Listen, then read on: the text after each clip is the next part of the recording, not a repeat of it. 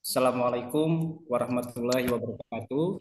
Waalaikumsalam warahmatullahi wabarakatuh. Waalaikumsalam warahmatullahi wabarakatuh. Waalaikumsalam warahmatullahi wabarakatuh. Selamat pagi dan salam sejahtera untuk kita semua. Selamat Yang pagi, saya Pak. hormati Bapak Kepala BKPSDM Kota Balikpapan, yang saya hormati para pejabat administrator dan juga pejabat pengawas serta pejabat fungsional tertentu dan fungsional umum di lingkungan BKPSDM Kota Balikpapan. Dan tentunya yang saya hormati dan saya banggakan para Bapak Ibu, para pegawai pemerintah dengan perjanjian kerja di lingkungan pemerintah Kota Balikpapan. Pertama-tama marilah kita panjatkan puji syukur kehadiran Allah Subhanahu wa taala, Tuhan yang Maha Esa, karena berkat rahmatnya jualah kita bisa berkumpul dan kita bisa bersilaturahmi. Khususnya saya di sini Muhammad Syarif dengan Bapak Ibu sekalian, para pegawai pemerintah dengan perjanjian kerja di lingkungan pemerintah Kota Balikpapan. Bapak Ibu hadirin sekalian, ada pepatah mengatakan bahwa tak kenal maka tak sayang. Walaupun tadi Pak Iqbal sudah sedikit memperkenalkan diri, maka alangkah lebih baiknya bahwa saya yang langsung memperkenalkan diri kepada Bapak Ibu sekalian. Perkenalkan Bapak Ibu, nama saya adalah Muhammad Syarif, jabatan saya adalah Auditor Manajemen Aparatur Sipil Negara. Instansi saya adalah Badan Kepegawaian Negara, tepatnya pada kantor Regional 8 BKN Banjarbaru. Suku saya Banjar, Bapak Ibu. Jadi kalau misalkan ada di sini pegawai pemerintah dan perjanjian kerja di Kota Balikpapan orang Banjar, nanti silahkan bahasa Indonesia ataupun bahasa Banjar juga saya insya Allah mengerti. Nanti kemudian alhamdulillah saya sudah bertugas di Badan Kepegawaian Negara itu 13 tahun setengah, yang mana untuk menduduki jabatan auditor manajemen aparatur sipil negara ini sudah hampir genap 10 tahun sejak 2014. Bapak Ibu hadirin sekalian, sepintas kalau kita berbicara terkait dengan jabatan saya, jabatan auditor, tentu di bayangan Bapak Ibu mungkin jabatan auditor saya ini adalah jabatan yang seperti jabatan mengaudit pelaksanaan anggaran. Nah, mungkin untuk proses metode dan lain-lain sebagainya kurang lebih sama. Tapi kalau untuk kami, jabatan auditor manajemen aparatur sipil negara itu sifatnya adalah tertutup. Artinya jabatan ini hanya boleh diduduki oleh pegawai negeri sipil dan juga pegawai pemerintah dengan perjanjian kerja di lingkup Badan Kepegawaian Negara. Jadi nanti kalau misalkan Bapak Ibu ada yang tertarik untuk bergabung menjadi pemangku jabatan auditor manajemen aparatur sipil negara, kebetulan tahun ini Badan Kepegawaian Negara juga membuka formasi untuk formasi auditor manajemen aparatur sipil negara, namun kalau nggak salah itu formasinya hanya untuk di pusat saat ini. Jadi itu juga sama berkesempatan dan sifatnya ini adalah tertutup, hanya boleh diduduki oleh pegawai di lingkup Badan Kepegawaian Negara. Tugas pokok dan tanggung jawab kami auditor manajemen aparatur sipil negara tentunya adalah di sini melaksanakan pengawasan dan pengendalian manajemen aparatur sipil negara. Ya, tidak hanya pegawai negeri sipil manajemennya, tapi juga meliputi manajemen pegawai pemerintah dengan perjanjian kerja. Nah, ini jadi menarik Bapak Ibu. Saya sangat apresiasi apa yang telah dilakukan oleh teman-teman di BKPSDM Kota Balikpapan yang melakukan pembekalan kepada Bapak Ibu para pegawai pemerintah dengan perjanjian kerja tahun anggaran 2021 terkait dengan manajemen P3K dan juga pengelolaan kinerja P3K ini. Karena mengapa? Ini merupakan bagian dari tanggung jawab kita bersama. Tidak hanya tanggung jawab daripada kami, Badan Kepegawaian Negara, selaku instansi yang diberikan mandat di dalam Undang-Undang Nomor 5 Tahun 2014 untuk melaksanakan pengawasan dan pengendalian manajemen ASN, tapi juga ini merupakan tanggung jawab teman-teman di BKPSDM Kota Balikpapan. Dan harapan kami bahwa dengan adanya kegiatan pembekalan seperti ini, Bapak Ibu yang nanti akan terjun melaksanakan perjanjian kerja yang telah ditetapkan bersama pimpinan, artinya Bapak Ibu memiliki dan mengetahui adanya hak dan juga adanya kewajiban yang harus ditaati. Yang mana apabila misalkan hak ataupun kewajiban tersebut dilanggar, maka ada konsekuensi hukum yang nantinya akan Bapak Ibu hadapi. Nah, ini juga merupakan sebuah kegiatan yang bermanfaat kami rasa, karena kenapa? Ini salah satu tindakan atau kegiatan yang dibuat oleh BKPSDM Kota Balikpapan sebagai salah satu giat untuk meminimalisir adanya pelanggaran-pelanggaran khusus yang dilakukan oleh teman-teman kita di pegawai pemerintah dengan perjanjian kerja. Kami melaksanakan pengawasan dan pengendalian selama ini objeknya hanya di PNS. Nah, karena sekarang sudah mulai banyak porsinya untuk pegawai pemerintah dengan perjanjian kerja di instansi wilayah kerja kami yang meliputi 46 kabupaten kota, mulai dari Provinsi Kalimantan Selatan, Provinsi Kalimantan Tengah, Provinsi Kalimantan Timur, dan juga Provinsi Kalimantan Utara. Semoga dengan adanya kegiatan seperti ini tidak ada pelanggaran-pelanggaran yang dilakukan oleh rekan-rekan kita pegawai pemerintah dengan perjanjian kerja, khususnya di lingkungan pemerintah Kota Balikpapan. Bapak Ibu hadirin sekalian yang saya hormati dan saya banggakan, izin Pak ya, ini kayaknya ada error, ini saya nggak bisa di next. Sebentar Bapak Ibu.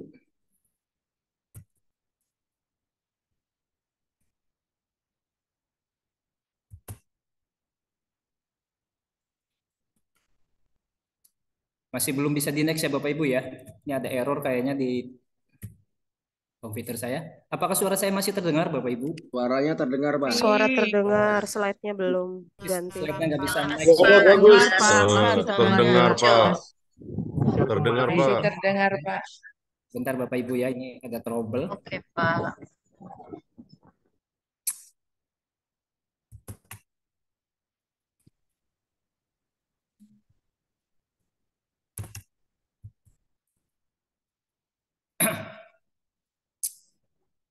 Apakah bisa sudah terubah Bapak Ibu? Sudah bisa ya? Belum, Pak. Ya. Baik Bapak Ibu, karena ini sifatnya adalah pembekalan yang mana fokusnya nanti adalah kepada pengelolaan kinerja. Namun pada kesempatan ini saya menyempatkan untuk memberikan diseminasi aturan terkait dengan pegawai pemerintah dengan perjanjian kerja. Jadi tidak hanya melulu nanti kita terkait dengan pengelolaan kinerja, tapi juga Bapak Ibu di sini saya usahakan untuk bisa mengetahui apa itu hak dan juga apa itu kewajiban bagi pegawai pemerintah dengan perjanjian kerja. Kita dimulai dari dasar hukumnya dulu Bapak Ibu. Bahwa dasar hukumnya tentu saja adalah Undang-Undang Nomor 5 Tahun 2014. Nah, sebelum daripada Undang-Undang Nomor 5 Tahun 2014 ini, maka kita dasar hukumnya berada di dalam Undang-Undang Nomor 43 Tahun 99 tentang pokok-pokok kepegawaian. Pada saat itu Bapak Ibu, bahwa untuk aparat negara itu dia hanya terdiri dari selain hanya TNI Polri juga merupakan pegawai negeri sipil. Nah, pada saat itu belum ada kita mengenal yang namanya pegawai pemerintah dengan perjanjian kerja. Kemudian di tahun 2014 dikarenakan adanya dinamika perubahan yang tidak bisa lagi harus dibendung karena memang sudah tuntutan daripada zaman dan juga tuntutan daripada organisasi, maka di dalam Undang-Undang Nomor 5 Tahun 2014 ini aparatur sipil negara itu menjadi dua, yaitu yang pertama adalah pegawai negeri sipil dan kemudian pegawai pemerintah dengan perjanjian kerja. 4 tahun setelah terbitnya Undang-Undang Nomor 5 Tahun 2014, maka terbitlah Peraturan Pemerintah Nomor 49 Tahun 2018 tentang manajemen pegawai pemerintah dengan perjanjian kerja. Jadi ini merupakan lex spesialisnya dari lex generalisnya Undang-Undang Nomor 5 Tahun 2014. Aturan turunan daripada Undang-Undang Nomor 5 Tahun 2014. Sejak terbitnya Peraturan Pemerintah Nomor 49 Tahun 2018 tentang manajemen P3K ini, maka di sini diatur ada 9 unsur manajemen pegawai pemerintah dengan perjanjian kerja. Yang pada akhirnya kemudian sejak tahun 2018 sampai sekarang, maka porsi atau formasi daripada jabatan P3K ini semakin banyak setiap tahunnya.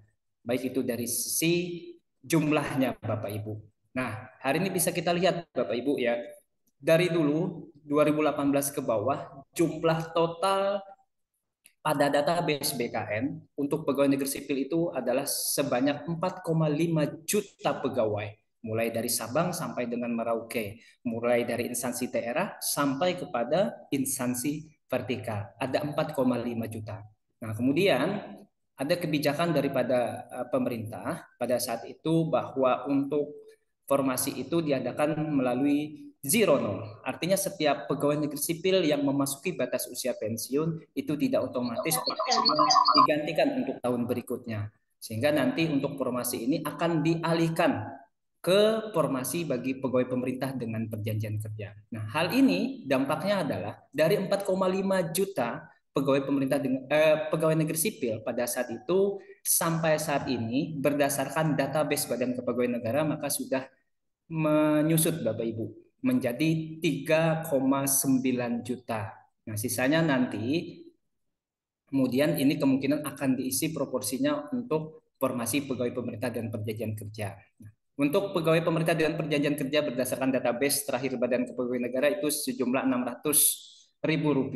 Kemungkinan ini akan bertambah lagi apalagi dengan dibukanya secara besar-besaran tahun ini formasi bagi pegawai pemerintah dengan perjanjian kerja khusus untuk tenaga kesehatan dan juga tenaga pendidik. Di samping juga ada tenaga teknis lainnya, nanti kemungkinan mungkin akan mencapai 1 juta. Sampai nanti proporsi antara jumlah PNS dan juga jumlah P3K menjadi sama. Nah, hal ini mengapa Bapak Ibu? Ini merupakan amanat daripada Undang-Undang Nomor 5 Tahun 2014 agar adanya di sini zona perubahan daripada zona. Jadi zona sebelumnya adalah kita berada di zona nyaman, PNS tanpa ada saingan, sekarang sudah berada di zonanya kompetisi Bapak Ibu. Nanti secara tidak langsung akan kita rasakan dan kami sudah mulai merasakan di sini bahwa kita akan berkompetisi antara PNS dan juga pegawai pemerintah dengan perjanjian kerja. Kita sudah berada di eranya kinerja, berada di eranya merit system yang tentunya berdasarkan kualifikasi, kompetensi, dan kinerja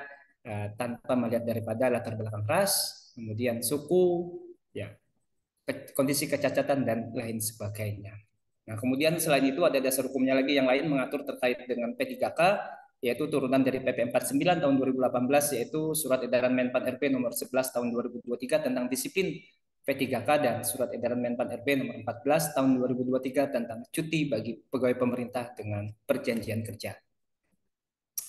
Bapak Ibu hadirin sekalian, nah ketika kita berbicara aparatur sipil negara, maka pasti di dalam benak kita adalah ASN tersebut merupakan terdiri dari PNS dan juga pegawai pemerintah dengan perjanjian kerja. Betul seperti itu. Nah, kemudian ketika kita masuk ke dalam definisi daripada pegawai pemerintah dengan perjanjian kerja atau biasa kita singkat dengan PPK, di sini adalah warga negara Indonesia yang memenuhi syarat tertentu yang diangkat berdasarkan perjanjian kerja untuk jangka waktu tertentu dalam rangka melaksanakan tugas pemerintahan. Di sini ada beberapa kesamaan dan juga ada beberapa perbedaan antara PNS dan juga P3K yang diatur di dalam Undang-Undang Nomor 5 Tahun 2014. Yang pertama, perbedaannya yang signifikan yaitu adalah kalau misalkan PNS itu dia adalah menduduki jabatan pemerintahan, sedangkan pegawai pemerintah dengan perjanjian kerja itu adalah melaksanakan tugas pemerintahan. Dari kalimat ini pun sudah kita akan memahami bahwa ada dua hal yang berbeda antara PNS dan juga pegawai pemerintah dengan perjanjian kerja. Apa itu? Nah, ketika kita lihat daripada substansi daripada PNS menduduki jabatan pemerintahan, baik itu jabatan fungsional, baik itu jabatan administrasi meliputi jabatan administrator dan juga jabatan pengawas yang dulu kita sebut dengan eselon 3 dan eselon 4, baik itu jabatan pimpinan tinggi pratama, madya, sampai kepada utama, maka untuk bunyi substansi menduduki jabatan pemerintahan tentunya ketika seseorang menduduki suatu jabatan dia akan diberikan di sini pengembangan jenjang karirnya. Artinya memungkinkan dari awal levelnya dia misalkan ketika seseorang pegawai negeri sipil diangkat ke dalam jabatan fungsional guru pertama, maka jenjang karirnya nanti akan bisa naik sampai ke level berikutnya. Bisa jadi jenjang pertama, jenjang muda, jenjang madya, bahkan sampai jenjang utama. Ada di sini pola jenjang karirnya. Nah, kemudian kita melihat daripada pegawai pemerintah dengan perjanjian kerja. Nah, substansinya di sini yang perlu kita pahami bersama, Bapak Ibu, pegawai pemerintah dengan perjanjian kerja itu di dalam amanat Undang-Undang Nomor 5 Tahun 2014 bahwa pegawai pemerintah dengan perjanjian kerja itu melaksanakan tugas pemerintahan. Nah, karena bunyinya adalah melaksanakan tugas pemerintahan, mereka tidak diberikan mandat untuk menduduki jabatan pemerintahan. Walaupun sebenarnya kan di dalam formasinya ada si A melamar formasi B untuk status pegawai pemerintah dengan perjanjian kerja. Nah, karena dia di situ mandatnya hanya melaksanakan tugas pemerintahan ataupun melaksanakan tugas formasi yang dia dapatkan, maka di sini untuk penjenjangan karirnya mulai dari target durasi waktu kinerja 1 tahun sampai kepada maksimal 5 tahun, dia hanya melaksanakan tugas formasi jabatan sesuai dengan jabatan yang dia lamar. Itu yang pertama. Kemudian yang kedua, ini juga hampir mirip untuk PNS dan juga P3K. Di sini untuk PNS dia mengisi seluruh jabatan aparatur sipil negara. Seperti yang saya sebutkan tadi, yaitu ada jabatan fungsional umum, fungsional tertentu, administrasi, dan jabatan pimpinan tinggi. Nah, sedangkan untuk P3K itu dia dapat diisi oleh formasi jabatan fungsional, kemudian formasi jabatan pimpinan tinggi media, dan jabatan pimpinan tinggi utama. Ini sebagai contoh Bapak Ibu ya. Jadi kalau misalkan nanti di lingkungan instansi Bapak Ibu ada pimpinan yang berstatus pegawai pemerintah dengan perjanjian kerja, itu sah-sah saja. Karena memang di dalam amanat Undang-Undang Nomor 5 Tahun 2014 dia dapat menduduki jabatan pimpinan tinggi madya. Ini sebagai contoh sederhana Bapak Ibu, kalau Bapak Ibu pernah mengikuti sosialisasi pengelolaan kinerja dari Kementerian Pendayaguna Aparatur Negara dan Reformasi Birokrasi, di situ ada kalau nggak salah direktur kinerja, yaitu Bapak Alex Denny. Nah, status Bapak Alex Denny itu sebagai direktur, beliau adalah pegawai pemerintah dengan perjanjian kerja. Nah, artinya di sini di Menpan RB mereka kementerian yang mengurusi terkait dengan pendagangan aparatur negara, mereka sudah menjadi role model bahwa pegawai pemerintah dengan perjanjian kerja itu juga bisa di sini melaksanakan tugas dia sebagai pimpinan pada sebuah organisasi. Dan ini perlu Bapak Ibu ketahui bahwa secara historikal sebenarnya mandat dari Undang-Undang Nomor 5 Tahun 2014 ASN kan terdiri dari PNS dan juga P3K. Nah, P3K itu Bapak Ibu awalnya adalah formasi yang disiapkan bagi kalangan-kalangan profesional, kalangan-kalangan diaspora, kalangan-kalangan profesional yang telah bekerja di luar negeri yang sesuai dengan kualifikasi dan kompetensinya yang mungkin tidak perlu dilakukan lagi. Nah, kemudian pada perkembangan zamannya ternyata P3K diarahkan juga bagi kalangan warga negara Indonesia yang memenuhi syarat sesuai dengan syarat-syarat yang telah ditentukan sesuai dengan formasi dan kualifikasi pendidikan yang telah ditetapkan oleh Menpan. Seperti itu. Jadi sebenarnya keren Bapak Ibu. Ketika Bapak Ibu menduduki jabatan pegawai pemerintahan dan perjanjian kerja, artinya di sini adalah Bapak Ibu orang-orang yang profesional, orang-orang yang berkompeten untuk menduduki jabatan tersebut. Jabatan-jabatan sesuai dengan jabatan yang Bapak Ibu lamar di tahun 2021 kemarin. Nah, kemudian yang berikutnya Bapak Ibu. PNS itu berstatus pegawai tetap, sedangkan untuk P3K ini diangkat dengan perjanjian kerja sesuai kebutuhan instansi. Nah, ini yang sekarang sedang ramai Bapak Ibu ya. Kalau PNS kan jelas sudah berstatus pegawai tetap. Nah, sedangkan P3K kan itu sesuai dengan perjanjian kerja minimal 1 tahun dan maksimal adalah 5 tahun. Bisa menduduki lagi ketika dia mengikuti uji kompetensi kembali. Nah, ini yang sekarang sedang digodok di revisi Undang-Undang Nomor 5 Tahun 2014, sekarang sedang uji publik. Kita tunggu saja bagaimana keputusan hasil daripada uji publik tersebut terkait dengan status pegawai pemerintah dengan perjanjian kerja ini. Nah, kemudian yang berikutnya PNS ini ada persamaan. Tadi ada perbedaan, ini persamaannya. PNS memiliki nomor induk secara nasional, pegawai pemerintah dengan perjanjian kerja juga memiliki NIP secara nasional.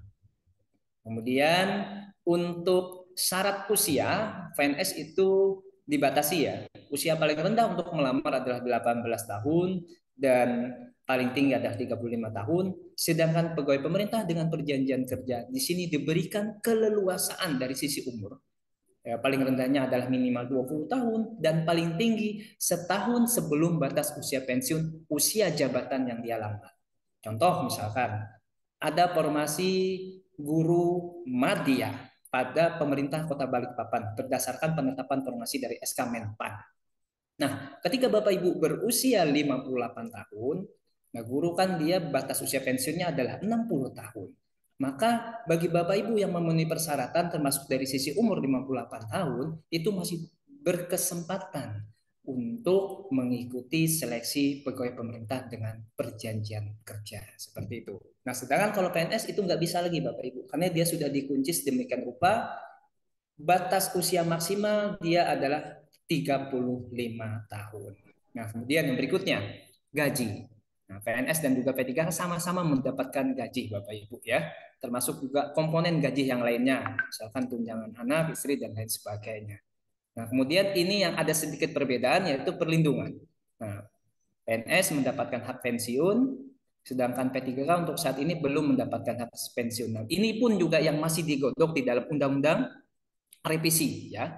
Undang-Undang Nomor 5 Tahun 2014. Kita tunggu nanti seperti apa. Karena dengar-dengar di situ nanti pegawai pemerintah dengan perjanjian kerja juga mendapatkan yang namanya jaminan hari tua dan pensiun seperti itu. Tapi kita tunggu seperti apa. Nah, baik. Di dalam ketentuan Peraturan Pemerintah Nomor 49 Tahun 2018 tentang manajemen pegawai pemerintah dan perjanjian kerja itu diatur 15 bab dan 102 pasal, Bapak Ibu ya. Di sini yang meliputi di situ ada penetapan kebutuhan, ada pengadaan, ada penilaian kinerja, penggajian dan tunjangan, pengembangan kompetensi, pemberian penghargaan, disiplin, pemutusan hubungan perjanjian dan juga perlindungan. Nah, di sini yang penting Bapak Ibu. Ketika kita berbicara pegawai pemerintah dengan perjanjian kerja, kita masih menunggu revisi dari Undang-Undang Nomor 5 Tahun 2014 yang kalau saya baca daripada undang-undang rancangan undang-undang yang sekarang masih diuji publik, memang di revisi undang-undang ASN ini dia lebih memperhatikan kepada bagaimana pegawai pemerintah dengan perjanjian kerja itu dikembangkan, termasuk juga dari sisi kesejahteraan dan juga mungkin dari sisi hari tuanya Bapak Ibu. Nah, semoga nanti ke depannya dengan ditetapkannya revisi Undang-Undang Nomor 5 Tahun 2014 ini dapat memberikan manfaat yang maksimal kepada para Bapak Ibu. Oke, ini slide sudah mulai ya. Kita kembali Pak. Oke, ini tadi. Oke, kita langsung di sini saja. Nah, jadi sebelum kita masuk ke tahapan pengelolaan kinerja Bapak Ibu. Nah, saya confirm lagi nih, kira-kira sudah terlihat ya Bapak Ibu ya slide-nya?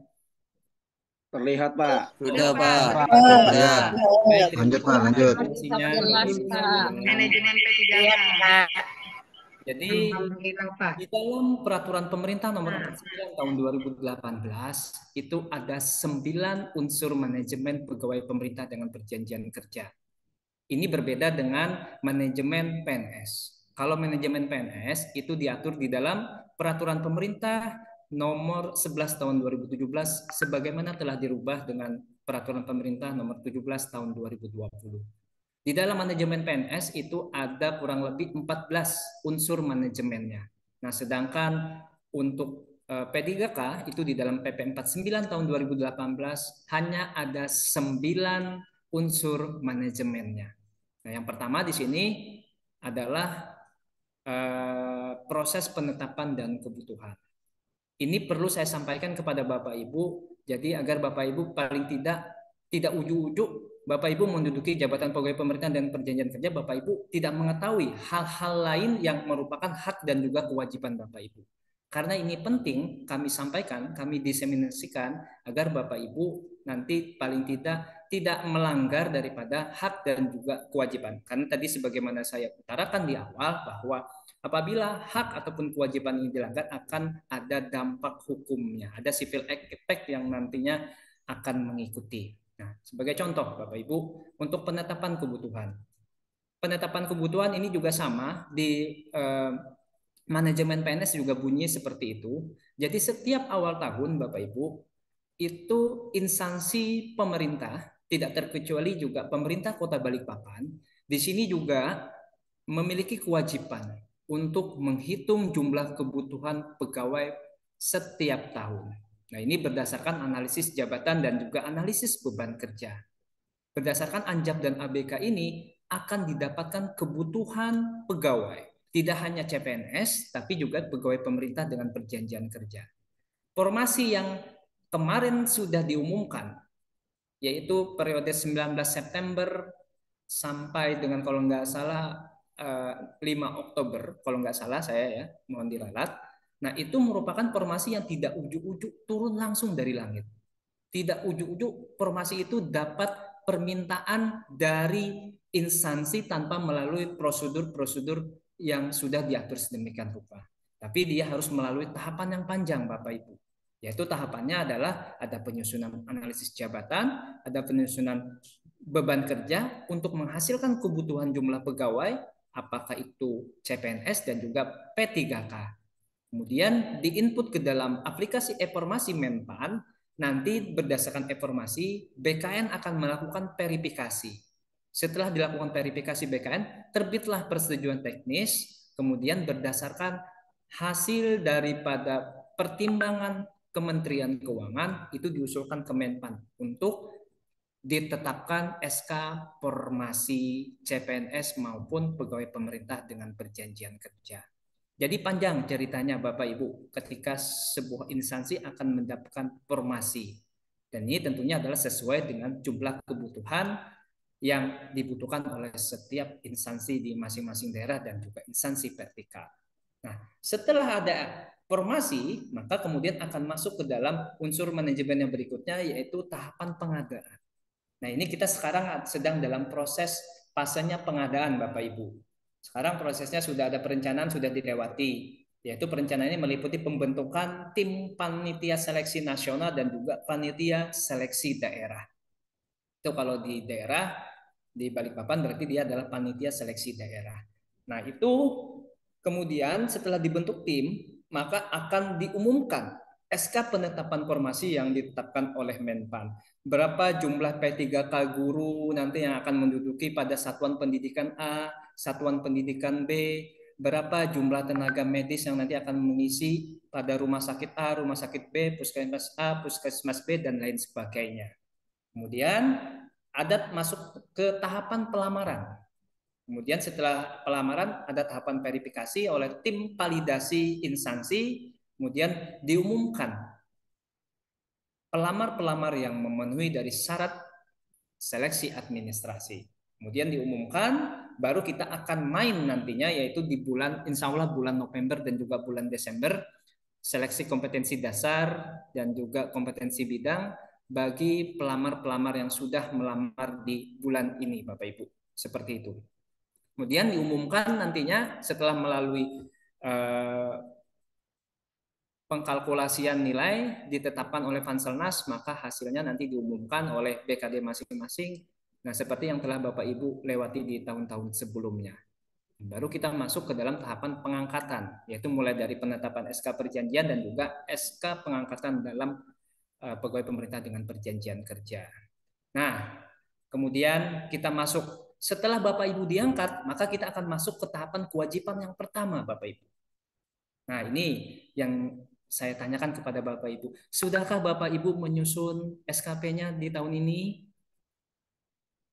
Sudah ya Bapak Ibu ya? Sudah, Pak. Alhamdulillah sudah. Berarti satu kewajiban Bapak Ibu sebagai pegawai pemerintah dengan perjanjian kerja itu sudah dilaksanakan.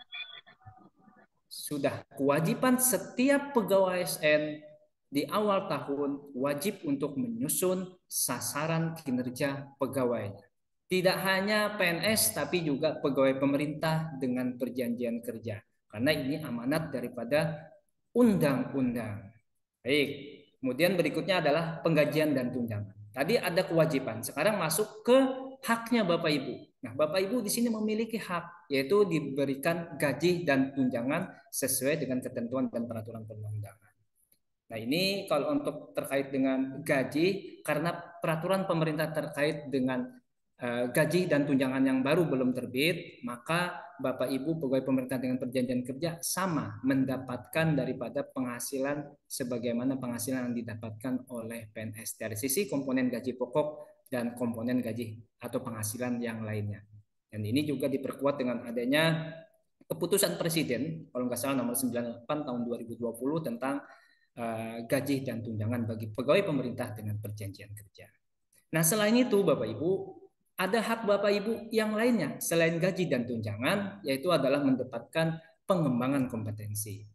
Nah, ini hebatnya pegawai pemerintah dengan perjanjian kerja. Kalau PNS itu dia hanya diwajibkan mendapatkan pengembangan kompetensi itu 20 jam pelajaran selama 1 tahun maksimal. Maka kalau untuk pegawai pemerintah dengan perjanjian kerja itu maksimal 24 JP dalam 1 tahun.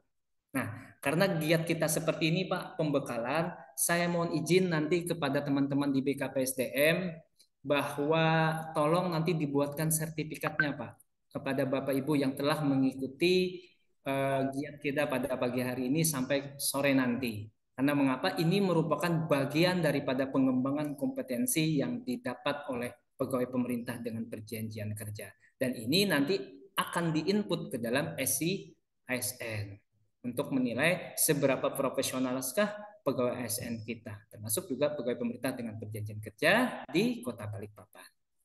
Nah, yang berikutnya, nah ini ada pemberian penghargaan. Jadi ketika Bapak Ibu di sini ya memiliki kesetiaan, memiliki loyalitas dan juga memiliki capaian kinerja yang sangat baik, maka di sini ada diberikan penghargaan dan ini juga amanat daripada undang-undang dan juga PP 49 tahun 2018. Bapak Ibu bisa mendapatkan tanda kehormatan sama seperti PNS, seperti Satya Lencana karya sastra 10 tahun, 20 tahun, 30 tahun.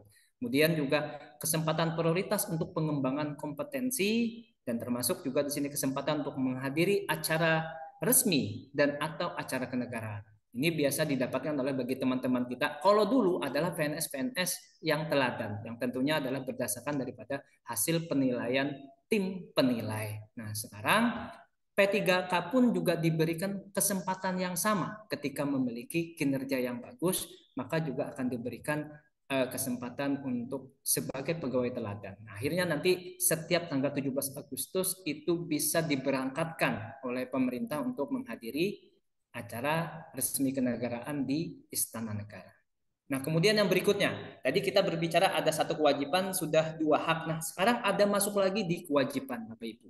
Nah, ini penting, Bapak Ibu, karena memang sejak PP 49 2018 terbit, turun kembali surat edaran Menpan RB di sini nomor 11 tahun 2023. Baru saja di tahun ini bahwa di situ kewajiban juga untuk setiap instansi melaksanakan ataupun menegakkan disiplin bagi pegawai pemerintah dengan perjanjian kerja. Jadi tidak hanya PNS, tapi juga P3K juga diwajibkan di sini untuk mentaati disiplin pegawai pemerintah dengan perjanjian kerja. Nanti akan kita bahas di berikutnya.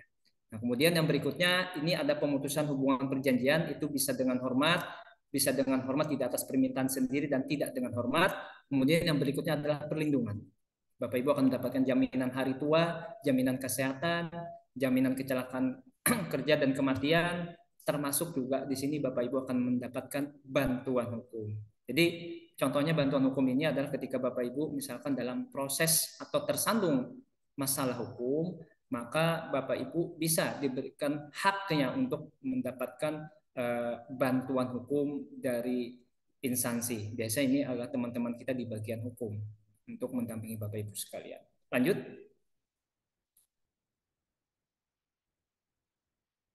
Lanjut. Nah, ini mungkin dibaca saja nanti. Ini adalah syarat-syarat untuk diangkat dalam pegawai pemerintah dengan perjanjian kerja. Lanjut. Lanjut. Nah, ini Bapak Ibu. Saya akan berbicara kewajiban yang pertama karena kita konteksnya adalah hak dan kewajiban dan kemudian manajemen P3K dan juga termasuk di sini pengelolaan kinerja pegawai. Nah, pengelolaan kinerja pegawai, kalau dulu saya tarik dulu historikalnya, Bapak Ibu, di 2021 ya, dasarnya dulu adalah PP 30 tahun 2018 tentang penilaian kinerja PNS. Pada saat itu masih belum ada. Ya di 2018 itu kita menyentuh yang namanya pegawai pemerintah dengan perjanjian kerja. Kemudian terbitlah Permenpan nomor 8 tahun 2021. Masih belum juga menyentuh ada kewajiban untuk pegawai pemerintah dengan perjanjian kerja untuk menyusun kinerjanya, menyusun SKP-nya. Nah, kemudian di tahun 2022 terbit kembali revisi dari Permenpan nomor 8 tahun 2021, yaitu Permenpan RB nomor 6 tahun 2022 tentang pengelolaan kinerja aparatur sipil negara. Karena di sini nomenklaturnya bunyinya adalah pengelolaan kinerja aparatur sipil negara, maka di situ selain PNS, P3K juga wajib untuk menyusun kinerjanya Bapak Ibu. Nah, di dalam Permenpan nomor 6 tahun 2022 ini ada 5 unsur utama di dalam prosedur pengelolaan kinerja. Yaitu yang pertama adalah perencanaan kinerja Bapak Ibu. Nah, ini adalah tahap awal, tahap pondasi dasar ketika Bapak Ibu ingin menyusun SKPE. Yaitu dilandasi dari apa? Ada rencana strategis, kemudian ada perjanjian kinerja yang sudah ditetapkan oleh pimpinan bersama pejabat pembina kepegawaian. Dalam hal ini adalah Bapak Wali Kota Balikpapan. Berdasarkan PK yang telah diturunkan di OPD Bapak Ibu masing-masing, maka inilah yang dijadikan sebagai bahan dasar kita untuk perencanaan kinerja di tahun yang bersangkutan. Nah, ini adalah kenapa saya sebut sebagai fondasi dasar. Baik tidak hanya pengelolaan kinerja, tentunya adalah seberapa baik kita menyusun perencanaan kinerja kita di awal tahun. Nah, kuncinya di sini Bapak Ibu. Nah, kunci di sini, maka di dalam perencanaan kinerja itu dia meliputi penetapan SKP dan juga klarifikasi ekspektasi. Nah, sekarang bunyinya adalah ekspektasi. Kalau dulu adalah kinerja, ya memang sekarang juga tetap kinerja, tapi dulu Permenpan 8 tahun 2021 dia hanya melihat daripada sisi capaian kinerja. Dia tercapai atau tidak, tapi walaupun tercapai sepanjang tidak memenuhi harapan atau ekspektasi daripada pimpinan, maka pimpinan di sini berkewajiban untuk melakukan penilaian, pembinaan, pendampingan sampai kepada konseling daripada kinerja. Nah, di dalam perencanaan kinerja tadi saya ulangi ada meliputi penetapan SKP dan klarifikasi ekspektasi. Di awal tahun nanti Bapak Ibu akan dikumpulkan oleh pimpinan. Baik itu pimpinan jabatan pimpinan tinggi pratama, pejabat administrator, pejabat pengawas, di mana Bapak Ibu berada di unitnya. Nah, Bapak Ibu nantinya tentunya akan mengintervensi daripada rencana kinerja pimpinan di sini. Hal ini penting karena kalau kami teliti selama ini Bapak Ibu ya, kinerja ada di PP 46 tahun 2011, kemudian PP 30 tahun 2018. Dulu banyak sekali kami temukan bahwa banyak PNS memiliki kinerja sangat baik. Hampir tidak ada PNS yang mendapatkan nilai cukup ataupun buruk. Tetapi ketika kami teliti daripada capaian kinerja organisasi ternyata tidak berbanding lurus, Bapak Ibu. Capaian kinerja pegawainya sangat baik, tapi capaian kinerja organisasinya ternyata buruk. Nah, oleh karena itulah pemerintah sekarang bagaimana caranya untuk melinearkan antara capaian kinerja organisasi dengan capaian individu atau pegawai yang ada dalam organisasi tersebut klop. Maka terbitlah Permenpan 6 tahun 2022. Sehingga nanti ketika capaian organisasi itu baik, tentu juga akan berimbas kepada capaian dari pegawainya.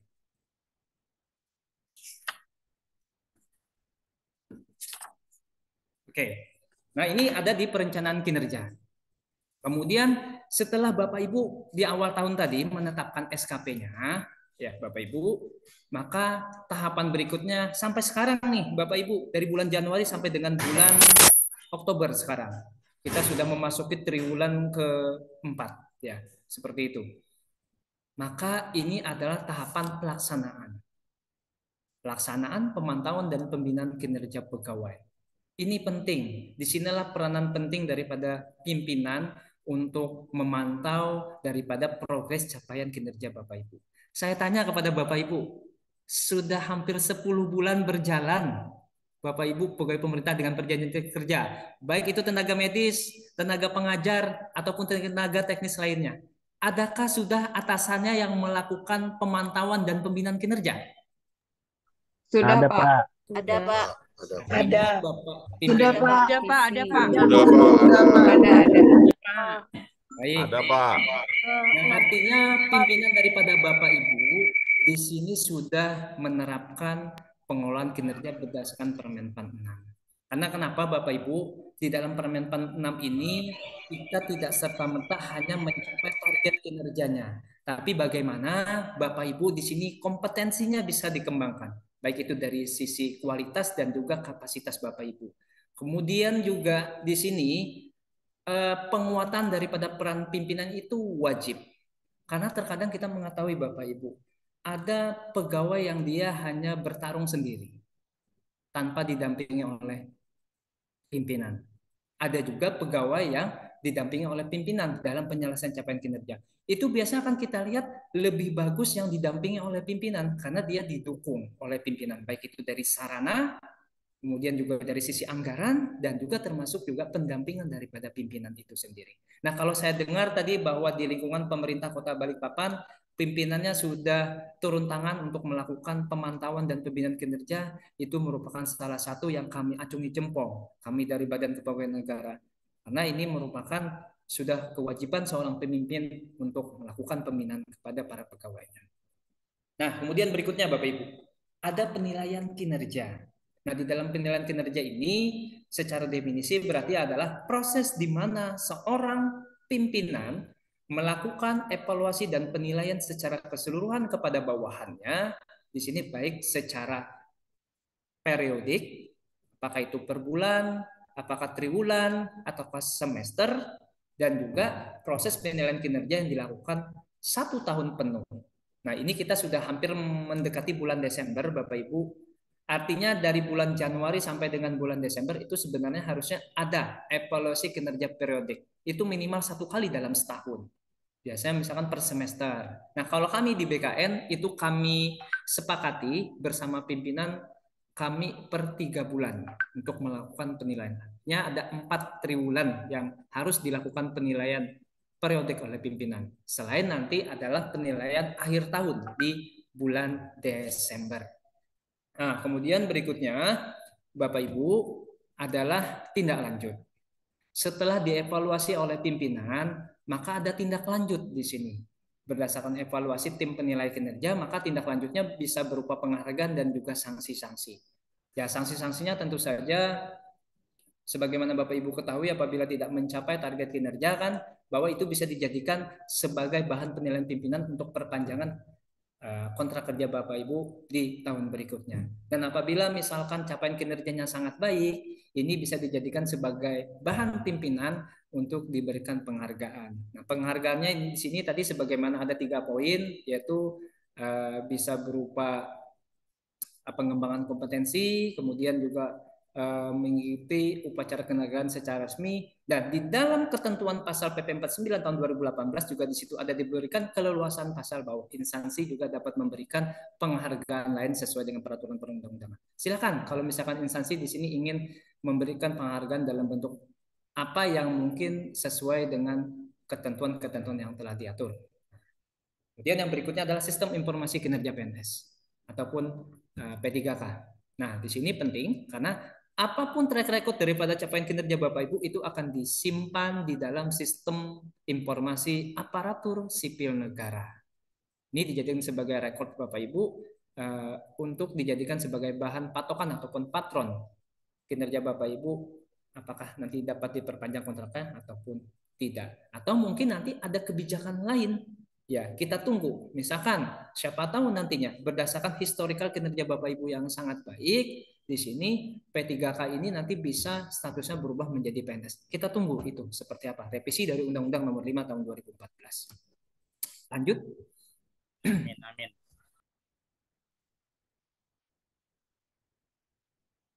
Oke, next. Masih panjang ceritanya. Nah, ini sekarang tadi ada kewajiban, ini juga ada kewajiban Bapak Ibu untuk mentaati pelanggaran disiplin PNS ataupun P3K. Pelanggaran disiplin adalah setiap ucapan, tulisan, atau perbuatan PNS yang tidak mentaati kewajiban dan atau melanggar larangan ketentuan disiplin PNS, baik yang dilakukan di dalam maupun di luar jam kerja. Saya masih mengambil di sini definisi pelanggaran disiplin PNS berdasarkan PP 94 tahun 2021. Sebenarnya ini khusus mengatur terkait dengan disiplin pegawai negeri sipil. Kenapa saya masukkan di dalam slide ini Bapak Ibu? Karena di dalam pasal 52 PP 49 tahun 2018 ayat 1, 2, dan 3, di situ khususnya ayat 3, secara eksplisit tegas disebutkan tata cara pengenaan sanksi disiplin bagi pegawai pemerintah perjanjian kerja yang dilaksanakan sesuai ketentuan peraturan perundang-undangan yang mengatur mengenai disiplin pegawai negeri sipil.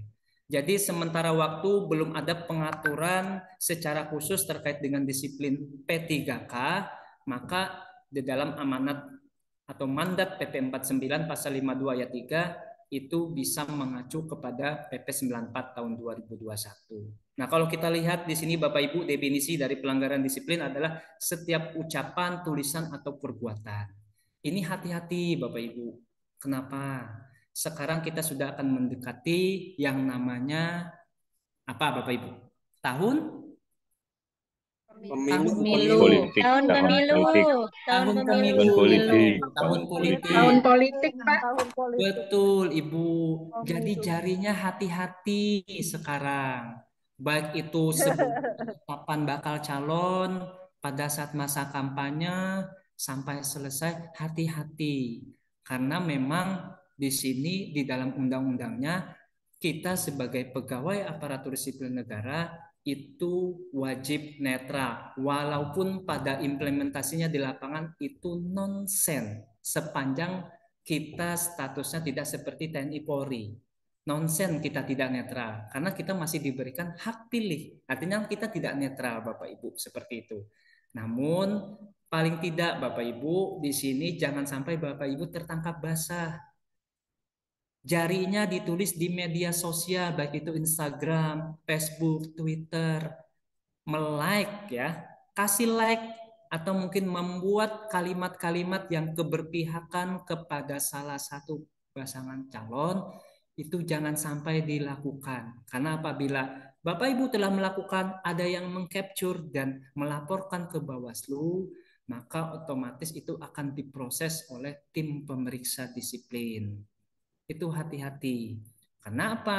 Akan ada konsekuensi hukum yang nanti akan Bapak Ibu hadapi, yaitu dalam bentuk penjatuhan hukuman disiplin. Nah, seperti itu. Lanjut. Nah, ini Bapak Ibu ya, ucapan bagi P3K. Ini sama, selain PNS juga P3K juga. Setiap kata-kata yang diucapkan di hadapan atau dapat didengar oleh orang lain seperti dalam rapat, ceramah, diskusi, melalui telepon, radio, televisi, rekaman, atau alat komunikasi lainnya.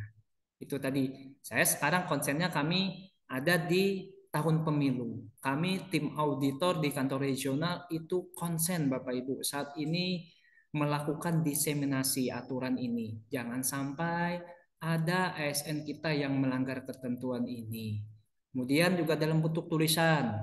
Selain ucapan juga tulisan hati-hati. Kemudian juga perbuatan. Setiap tingkah laku, sikap atau tindakan yang dilakukan oleh PNS atau P3K atau tidak melakukan sesuatu yang seharusnya dilakukan sesuai peraturan perundang-undangan. Tapi kalau perbuatan ini banyak ya perbuatannya.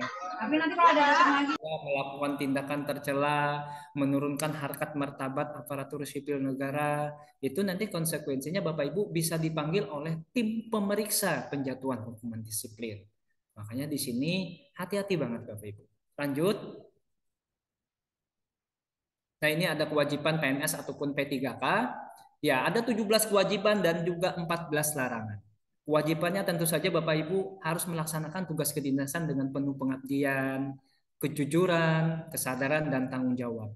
Menunjukkan integritas dan keteladanan dalam sikap, perilaku, ucapan, dan tindakan.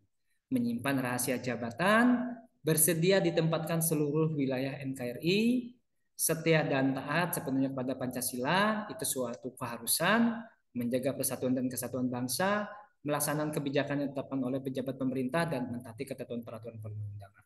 Masih banyak lagi ini. Lanjut. Nah, ini selain memenuhi kewajiban di atas, PNS juga meliputi harus menghadiri dan mengucapkan sumpah atau janji PNS atau P3K. Bapak Ibu sudah dilantik? Sudah ya? Sudah. Sudah. Tahun Sudah, 2002. Kewajiban. Sudah, Pak. Jadi Sudah, itu tidak serta-merta sebuah Ya, acara Maret seremonial belaka 2022. ya selama ini Bapak Ibu. Maka pelantikan Bapak Ibu baik sebagai PNS, baik sebagai P3K itu merupakan sebuah kewajiban. Yang mana apabila Bapak Ibu tidak mengikuti pelantikan maka sudah melanggar daripada sisi kewajiban. Konsekuensinya akan dijatuhi hukuman disiplin atau tidak dapat diangkat sebagai P3K. Nah, ini juga masih banyak, silakan nanti dibaca dari sisi kewajiban. Lanjut. Ini larangan juga. Menyalahgunakan wewenang, menjadi perantara untuk mendapatkan keuntungan pribadi dan atau orang lain, menjadi pegawai atau bekerja untuk negara lain, bekerja pada lembaga atau organisasi internasional, bekerja pada perusahaan asing, memiliki, menjual, membeli, menggadaikan, menyewakan dan meminjam barang baik bergerak atau tidak bergerak, melakukan pungutan liar di luar ketentuan. Ini tinggal dibaca saja, tapi ini saya wajib menyampaikan kepada Bapak Ibu karena setiap perbuatan-perbuatan yang dilakukan berdasarkan ketentuan pasal ini itu akan ada konsekuensinya. Lanjut. Suara di HP kami tiba-tiba mengecil. Di HP Bapak Ibu bagaimana? Nah, itu bagaimana tuh Bapak Ibu? Itu saya baca ada chat. Bagus, Pak. Jelas, Pak. Bagus, Pak. Jelas kok, Pak. Bagus, jelas sekali, Pak. Aman, Pak. Aman. Jelas, Pak. Aman dan terkendali. Jelas. Pergi ke gedung atas Ibu, nanti yang tadi mencet biar sinyalnya semakin tinggi. Ganti HP. Ganti HP kata Bapak, betul juga itu. Kurang aqua kali. Nah, ini juga larangan ya Bapak Ibu ya, melakukan kegiatan yang merugikan negara, bertindak sewenang-wenang, menghalangi berjalannya tugas kedinasan, menerima hadiah yang berhubungan dengan jabatan dan atau pekerjaan, meminta sesuatu yang berhubungan dengan jabatan, melakukan tindakan atau tidak melakukan tindakan yang dapat mengakibatkan kerugian bagi yang dilayani. Lanjut.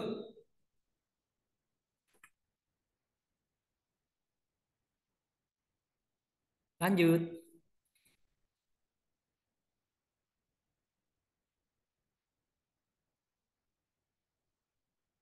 Nah, ini Bapak Ibu, ini perlu saya sampaikan. Karena sekarang kita sudah memasuki tahun politik. PPK dilarang memberikan dukungan kepada calon presiden, wakil presiden, calon kepala daerah, wakil kepala daerah, calon anggota dewan perwakilan daerah dan atau calon DPRD dengan cara ikut kampanye sudah jelas. Menjadi peserta kampanye dengan menggunakan atribut partai atau atribut PNS. Sebagai peserta kampanye dengan menggunakan PNS lain atau P3K lain. Sebagai peserta kampanye dengan menggunakan fasilitas negara, membuat keputusan dan atau tindakan yang menguntungkan atau merugikan salah satu pasangan calon sebelum, selama, dan sesudah masa kampanye. Mengadakan kegiatan yang mengarah kepada keberpihakan terhadap pasangan calon yang menjadi peserta pemilu dan memberikan surat dukungan disertai fotokopi kartu tanda penduduk atau surat keterangan tanda penduduk. Itu dilarang ya Bapak Ibu. Lanjut. Nah, ini adalah beberapa tingkatan jenis hukuman. Nah, ini atas dan bawah. Jadi saya compare Bapak Ibu bahwa pengaturan terkait dengan disiplin PNS itu dulunya diatur di dalam PP 53 tahun 2010. Kemudian revisinya ada di PP 94 tahun 2020.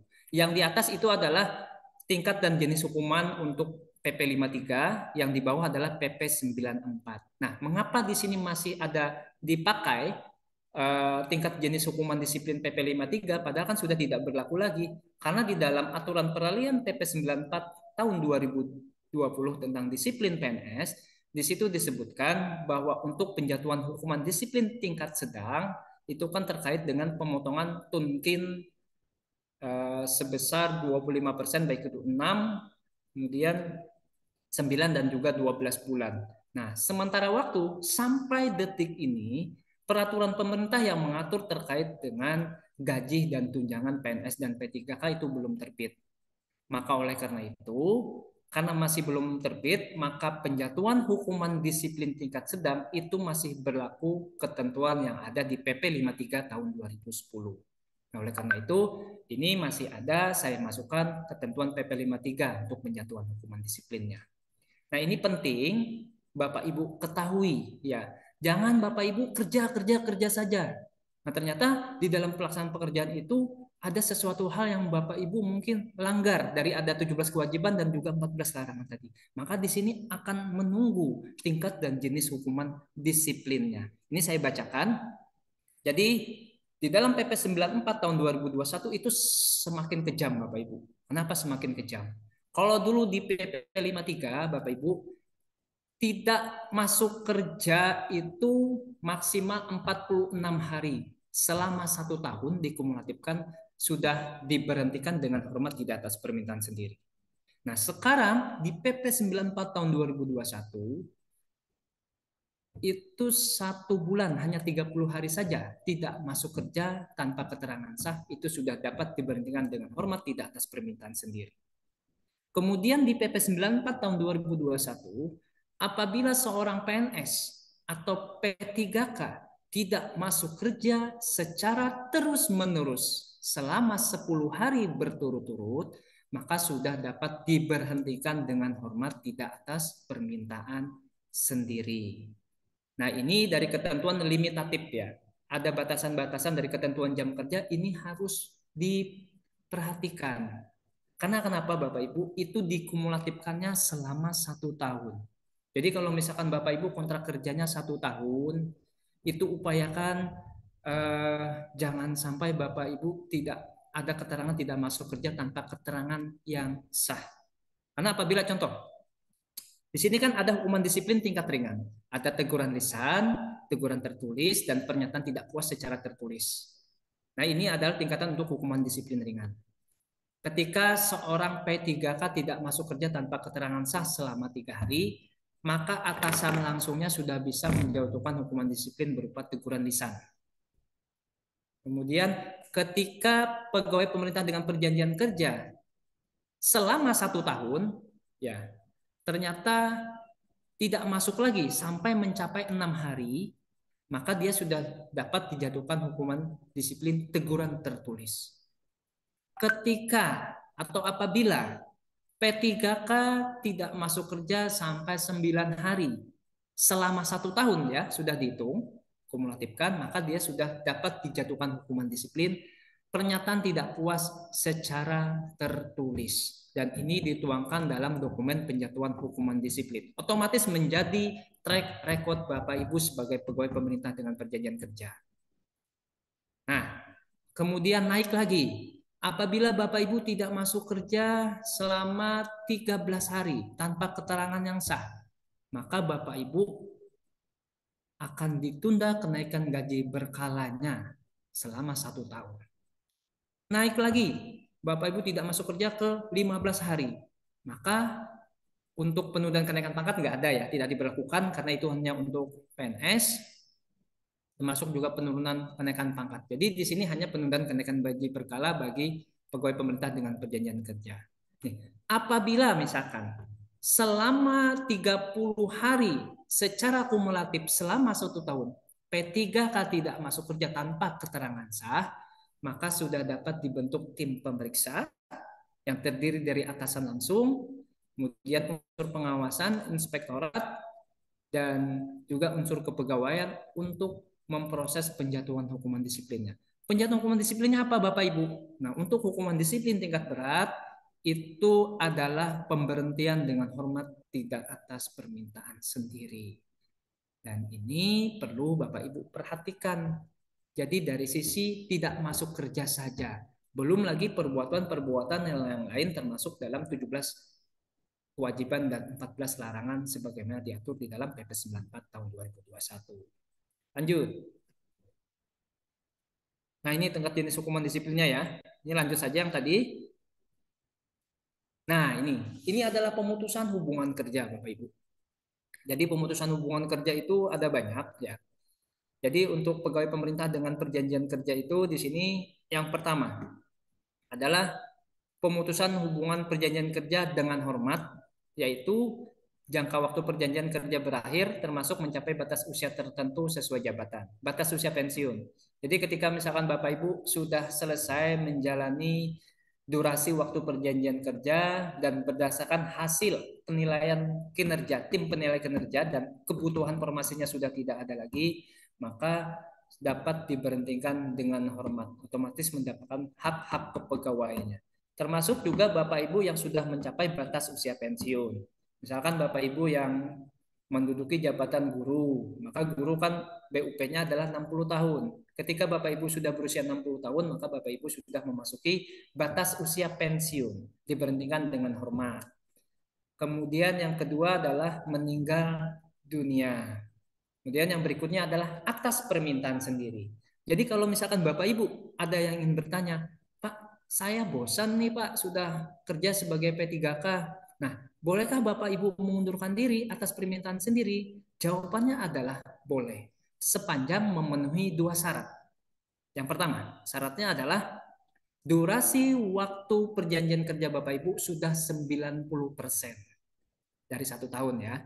Jadi kalau misalkan perjanjian kinerjanya selama 1 tahun, kontrak kerjanya Bapak Ibu sudah menjalani 10-11 bulan, itu sudah memenuhi satu syarat. Yang kedua, syaratnya adalah pencapaian target kinerja Bapak Ibu sudah 90% dari target perjanjian kerja yang telah ditetapkan di awal tahun. Nah, bagaimana Pak kalau misalkan saya tetap mau mengundurkan diri juga atas permintaan sendiri? Maka Bapak Ibu akan dapat diberikan, tetap bisa diberhentikan dengan hormat, ya, tidak atas permintaan sendiri. Otomatis Bapak Ibu tidak akan mendapatkan hak-haknya. Dan ingat, bagi pegawai pemerintah perjanjian kerja yang mengajukan pemberhentian atas permintaan sendiri, itu tidak bisa melamar lagi untuk melamar sebagai P3K. Itu Pak. Nah, bagaimana kalau misalkan Bapak Ibu sudah mencapai 90% durasi waktu perjanjian kinerja dan targetnya sudah tercapai 90%, maka Bapak Ibu dapat diberikan pemberhentian dengan hormat atas permintaan sendiri. Jadi kalau Bapak Ibu bersikeras tetap ingin mengajukan pemberhentian atas permintaan sendiri, tapi belum memenuhi syarat 2 tadi, maka dia adalah bunyinya pemberhentian dengan hormat tidak atas permintaan sendiri. Tapi kalau sudah Bapak Ibu memenuhi syarat 2 tadi, maka pemberhentiannya adalah pemberhentian dengan hormat atas permintaan sendiri dan otomatis mendapatkan hak-hak kepegawaiannya. Nah, kemudian yang berikutnya adalah perampingan organisasi. Jadi bisa saja Bapak Ibu ya, Bapak Ibu ditempatkan pada OVDA, kemudian ternyata dari pemerintah ada perampingan organisasi. Ini sebagai contoh dulu, di era Orde Baru kan kita mengenal yang namanya Kementerian Penerangan, Departemen Penerangan pada saat itu. Nah, sekarang kan sudah tidak ada lagi Departemen Penerangan. Dirampingkan menjadi organisasi dengan nomenklatur lain. Otomatis pada saat itu pegawainya banyak yang dilimpahkan ke pemerintah daerah. Nah, bagi Bapak Ibu juga pegawai pemerintah dengan perjanjian kerja, di sini yang terkena atau terdampak perampingan organisasi, itu juga dapat dilakukan pemutusan hubungan perjanjian kerja. Nah, yang berikutnya mudah-mudahan jangan, karena saya harapkan saya, Bapak Ibu sekalian semua yang berada pada Zoom hari ini itu semua dalam keadaan cakap jasmani dan rohani sampai kita memasuki batas usia pensiun, bahkan mungkin sampai ujur nanti. Mudah-mudahan sehat Bapak Ibu. Maka tapi di dalam perjanjiannya juga P3K dapat dilakukan pemutusan hubungan perjanjian kerja tidak cakap. Amin ya robbal alamin. Sehingga tidak dapat menjalankan tugas. Nah, ini Bapak Ibu ya, ini ada hubungannya juga dengan cuti sakit ya. Karena kami dulu pernah menanyakan Bapak Ibu ke pimpinan pusat bahwa di dalam ketentuan PP 49 2018 ada hak daripada P3K itu terdiri dari hak cuti. Baik itu cuti tahunan, cuti bersalin, cuti sakit, dan juga cuti bersama. Sementara waktu hanya ada 4 ya, hak cuti bagi P3K. Nah, di situ kami pelajari bahwa untuk hak cuti sakit ini kan bagi P3K maksimal hanya 30 hari. Apabila misalkan selama 30 hari ternyata dia masih belum sembuh, maka di hari 31 dia sudah diberhentikan atau diputus pemutusan hubungan perjanjian kerja. Kami sudah berupaya untuk mengkonsultasikannya kepada pimpinan termasuk juga Menpan, akhirnya terbitlah surat edaran Menpan RB nomor 14 tahun 2023 baru-baru tahun ini, yang mana di situ mengatur terkait dengan pengaturan cuti bagi P3K. Bagi P3K yang sakit itu 30 hari masih belum sembuh, maka berdasarkan surat edaran Menpan nomor 14 tahun 2023 itu dapat ditambah 30 hari lagi, artinya 60 hari. Nah, apabila 60 hari ternyata memang berdasarkan ya pengujian tim dokter pemerintah yang ditunjuk ternyata yang bersangkutan tidak cakap jasmani atau rohani untuk bekerja dalam jabatan pemerintahan, maka dapat dilakukan pemutusan hubungan perjanjian kerja. Nah, ini yang perlu Bapak Ibu ketahui. DPP 49 hanya 30 hari, tapi ada surat edaran yang mengatur kembali untuk cuti itu menjadi tambahan 30 hari. Jadi 60 hari untuk cuti sakit bagi pegawai pemerintah dengan perjanjian kerja. Termasuk juga bagi P3K yang akan mengambil cuti ibadah ya, umroh atau perjalanan ibadah dan lain sebagainya. Nah, kemudian ada lagi pemutusan hubungan perjanjian kerja dengan hormat tidak atas permintaan sendiri. Nah, ini juga ada diatur 3 di sini Bapak Ibu ya, yaitu dihukum penjara berdasarkan putusan pengadilan yang telah memiliki kekuatan hukum tetap, inkrah, dengan pidana penjara paling singkat 2 tahun dan dilakukan tidak berencana. Kemudian melakukan pelanggaran disiplin tingkat berat dan tidak memenuhi target kinerja yang telah disepakati dengan pimpinan. Nah, ini sebenarnya kalau kita melihat berkaca di Undang-Undang Nomor 5 Tahun 2014 ini masih sangat soft Bapak Ibu, karena kalau kita kembali di dulu di Undang-Undang 43 tahun 99 dan juga PP terkait dengan pemberhentian PNS, dulu itu hanya melihat dari sisi ancaman sudah dapat diberhentikan. Kalau sekarang itu dilihat dari putusan pengadilannya. Sepanjang putusan pengadilannya itu 2 tahun atau di bawah 2 tahun, ya misalnya seperti itu, untuk PNS dan pidana yang dilakukan tidak berencana itu masih dapat tidak diberhentikan sepanjang dia masih ada formasi, kemudian juga ada ketentuan-ketentuan lain. Nah, bagi P3K di sini masih rigid pengaturannya. Artinya ketika ada P3K penjara berdasarkan putusan pengadilan telah tetap selama 2 tahun dan pidana yang dilakukan tidak berencana itu sudah dapat dilakukan perjanjian kerja. Nah, sebenarnya kalau kita baca di ketentuannya itu sejak yang bersangkutan dijadikan tersangka sudah dapat diberhentikan. Makanya jangan sampai Bapak Ibu ya, dari 483 peserta sosialisasi pada pagi hari ini jangan sampai ada yang tersangkut hukum pidana. Ya Bapak Ibu ya. Baik, Pak. Kemudian juga di sini ada disiplin tingkat berat dan tidak memenuhi target kinerja. Nah, kemudian ada yang paling berat Bapak Ibu dan ini tidak mendapatkan hak-hak kepegawaiannya, yaitu pemutusan hubungan perjanjian kerja tidak dengan hormat. Yaitu yang pertama adalah karena dia melakukan penyelewengan terhadap Pancasila dan Undang-Undang Dasar 1945. Dia melakukan makar misalkan, berkhianat kepada Pancasila dan Undang-Undang Dasar kepada negara, maka apabila terbukti ada PPK yang melakukan perbuatan itu, dia langsung dilakukan pemberhentian atau pemutusan hubungan perjanjian kerja tidak dengan hormat. Atau dihukum penjara atau kurungan berdasarkan putusan pengadilan yang memiliki kekuatan hukum tetap, inkrah, kejahatan jabatan atau yang ada hubungannya dengan jabatan. Ini korupsi, itu langsung diberhentikan tidak dengan hormat. Atau menjadi anggota atau pengurus parpol. Atau dihukum penjara berdasarkan putusan pengadilan yang berkekuatan hukum tetap dengan pidana penjara paling singkat 2 tahun dan pidana yang dilakukan secara berencana. Kalau Bapak Ibu melihat apa sih putusan pengadilan yang berencana, itu di 340 KUHP pembunuhan berencana. Di 355 dan 358 kalau nggak salah juga diatur. Nah, itu ini hanya sebatas pengetahuan, tapi Bapak Ibu wajib mengetahui ini. Jadi kita ada hak dan juga kewajiban yang harus balance, yang harus Bapak Ibu laksanakan. Lanjut. Nah, ini cuti Bapak Ibu. Jadi yang saya bahas, cuti itu ada 4. Cuti tahunan, cuti sakit, cuti melahirkan, dan cuti bersama. Cuti tahunan dapat diberikan kepada P3K sepanjang dia sudah memenuhi masa kerja minimal 1 tahun. Maka dia di tahun berikutnya baru bisa mengambil cuti tahunan selama 12 hari. Ini juga sama ketentuannya berlaku bagi PNS.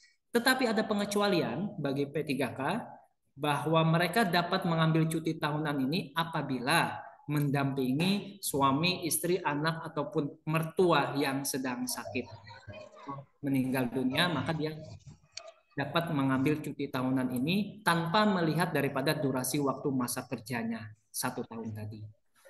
Kemudian di sini ada cuti sakit, Ibu ya. Cuti sakit itu maksimal 30 hari, kemudian bisa ditambah 30 hari lagi, maksimal 2 bulan, 60 hari. Kemudian ada cuti melahirkan. Nah, cuti melahirkan ini dapat diberikan kepada ibu-ibu, bukan bapak-bapak ya.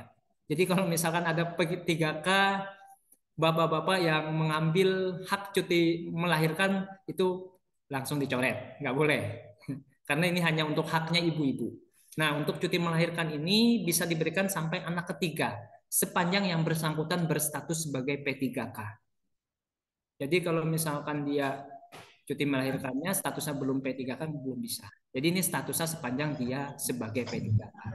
Kemudian yang berikutnya adalah cuti bersama. Nah, cuti bersama biasanya ini juga sama seperti PNS, itu berdasarkan keputusan daripada presiden. Kalau misalnya presiden sudah menetapkan ada cuti bersama, maka P3K juga di sini memiliki hak untuk mengambil cuti bersama. Dikecualikan mungkin bagi tenaga medis yang ada aplusan, nah mungkin itu bisa digantikan nanti untuk cutinya di berikutnya. Nah, lanjut. Nah, ini penilaian kinerja sekarang. Kalau nih nanti ya saya ini Pak ya. Nanti untuk pertanyaan mungkin saya selesaikan dulu, nanti kita jawab bersama-sama. Pengelolaan kinerja Bapak Ibu. Itu diatur di dalam PP 30 tahun 2019 tentang penilaian kinerja PNS. Kemudian Juknisnya ada di Permenpan 6 tahun 2022. Silakan Bapak Ibu nanti kalau misalkan masih penasaran baca. Ada kurang lebih 200 sekian halaman untuk Permenpan 6 tahun 2022. Kemudian juga di sini ada Surat Edaran Menpan RB nomor 3 tahun 2023 tentang tata cara penetapan predikat kinerja pegawai. Kemudian ada Surat Edaran Kepala BKN nomor 1 tahun 2023 tentang pedoman teknis pengelolaan kinerja pegawai ASN dan Surat Edaran Kepala BKN nomor 11 tahun 2023 tentang penggunaan dan pemanfaatan aplikasi e-kinerja BKN. Jadi menindaklanjuti daripada amanat PP 49 tahun 2018 tentang kinerja dan juga PP 30 tahun 2019 BKN sudah menerbitkan aplikasi e-kinerja Bapak Ibu. Yang mana aplikasi itu bisa dipakai tidak hanya PNS tapi juga pegawai pemerintah dengan perjanjian kerja. Karena kita sudah kedudukannya hampir sama Bapak Ibu ya. Hampir sama antara PNS dan juga pegawai pemerintah dengan perjanjian kerja. Lanjut. Nah, ini prinsip umum pengelolaan kinerja pegawai Bapak Ibu ya. Pengelolaan kinerja pegawai tidak hanya sekedar hanya untuk merencanakan di awal dan mengevaluasi di akhir, tapi fokus pada bagaimana memenuhi ekspektasi pimpinan. Artinya Bapak Ibu di dalam Permenpan 6 tahun 2022 ini kita tidak hanya fokusnya mencapai kinerja. Karena ingat Bapak Ibu, selain kinerja, kita juga ada perilaku kerja yang berdasarkan core value berakhlak. Ada orientasi layanan, akuntabel, kompeten, loyal, adaptif, harmonis, dan juga kolaboratif. Jadi ketika kita memiliki kinerja yang baik, tapi kita tidak disikapi dengan perilaku kerja yang baik, itu juga dijadikan sebagai penilaian oleh pimpinan. Jadi usahakan Bapak Ibu balance. Kinerja kita bagus, perilaku kita juga bagus, mencerminkan core value berakhlak Menpan RB. Kemudian yang berikutnya, kinerja individu harus mendukung keberhasilan kinerja organisasi. Itu wajib. Sebagaimana tadi saya utarakan di awal, kami pernah meneliti banyak sekali pada suatu instansi kami teliti, banyak sekali pegawai negeri sipil yang memiliki kinerja sangat baik, tidak ada sama sekali kami temukan nilainya cukup ataupun tapi ketika kami konfirmasi dengan capaian kinerja organisasi, ternyata nilainya buruk organisasinya. Artinya tidak balance, tidak matching di sini. Nah, di dalam Permenpan 6, prinsipnya adalah yang akan dilihat dulu nanti sebelum Bapak Ibu dilakukan penilaian adalah capaian kinerja organisasinya dulu. Kalau capaian kinerja organisasinya baik, baru nanti pejabat penilai di sini akan menetapkan pola distribusi kinerja Bapak Ibu, pola pemeringkatan distribusi kinerja Bapak Ibu terhadap capaian organisasi. Jadi nanti ada pemeringkatan Bapak Ibu, kinerja Bapak Ibu dari yang sangat baik, cukup sampai kepada kurang. Sesuai dengan ekspektasi yang diharapkan oleh pimpinan di awal tahun. Kemudian yang berikutnya di sini ya, pengolahan kinerja tidak hanya sekedar menilai kinerja bawahan, perform appraisal, tapi sebagai instrumen untuk mengembangkan kinerja pegawai. Makanya Bapak Ibu di dalam prinsip-prinsip pengolahan kinerja ini bahwa selain untuk peningkatan kualitas dan kapasitas seorang PNS, seorang P3K, maka peranan pimpinan di sini akan diperkuat. Sebagai apa? Harapannya adalah untuk mengembangkan kapasitas daripada pegawai itu sendiri. Bagaimana ketika dia menyelesaikan sebuah ekspektasi yang diharapkan oleh pimpinan, itu dapat tercapai sesuai dengan apa yang diharapkan dan berkualitas. Kemudian berikutnya pentingnya di intensitas dialog pimpinan dan pegawai. Ini dilakukan biasanya pada saat tahapan perencanaan kinerja dan ini pondasi dasar. Karena kenapa Bapak Ibu? Di dialog ini penting. Jangan sampai Bapak Ibu ketika di awal tahun nanti ya, Bapak Ibu ingin menyusun SKP untuk tahun 2024, Bapak Ibu tidak melakukan dialog kinerja. Karena di dialog kinerja itu di situ ada yang namanya kita kalau nggak salah itu sumber daya. Jadi Bapak Ibu di situ bisa yang namanya melakukan tawar-menawar, bergaining dengan pimpinan. Pimpinan telah menetapkan target kinerja Bapak Ibu misalkan sekian-sekian, ada 10. Nah, untuk mencapai target 10 ini, di situ ada bergaining. Nah, bergaining ini dalam bentuk apa? Ini dilakukan dalam bentuk dialog kinerja. Bapak Ibu di sini membutuhkan apa untuk mencapai target 10 tadi? Misalkan, saya membutuhkan, Bapak adalah, misalkan contoh adalah seorang guru, misalkan. Seorang guru untuk mencapai proses pembelajaran yang berkualitas, maka membutuhkan apa? Satu, dalam rangka pencapaian proses pembelajaran yang berkualitas, saya membutuhkan sarana dan prasarana yang memadai dalam proses pembelajaran. Itu dari sisi sarana prasarana. Kemudian dalam proses pembelajaran yang berkualitas, saya membutuhkan anggaran untuk peningkatan kualitas pelayanan proses pembelajaran. Kemudian juga dalam rangka peningkatan kualitas pembelajaran, saya membutuhkan dukungan pimpinan. Nah, apabila dari ketiga unsur ini tidak dipenuhi pimpinan, maka itu menjadi bahan Bapak Ibu, bahan pertimbangan pimpinan ketika Bapak Ibu nanti di akhir tahun dilakukan evaluasi kinerja tahunan ternyata tidak tercapai. Nah, pantas saja tidak tercapai karena memang pada saat tawar-menawar atau bergaining kinerja di awal tahun, pimpinan tidak bisa memenuhi itu. Tapi usahakan ya Bapak Ibu ya, semaksimal mungkin kita laksanakan dan kita capai dulu. Ini hanya contoh daripada pentingnya intensitas dialog dengan pimpinan pada saat Bapak Ibu melakukan perencanaan kinerja.